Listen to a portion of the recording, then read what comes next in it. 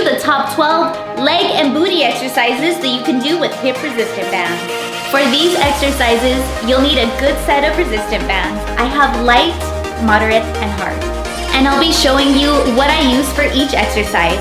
But of course, whatever resistance is comfortable for you, you can go with.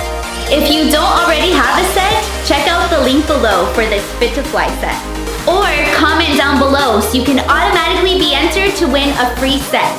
Yes, a free set. So you can comment now. And the winner will be announced in next week's video. Now let's get to work.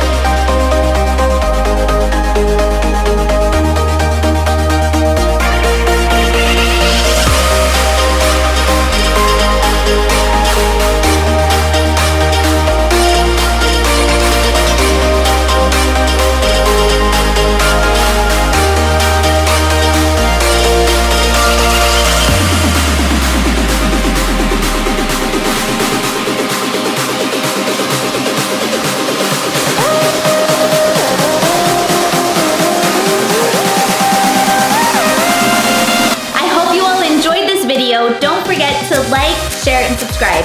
Until next time, stay strong.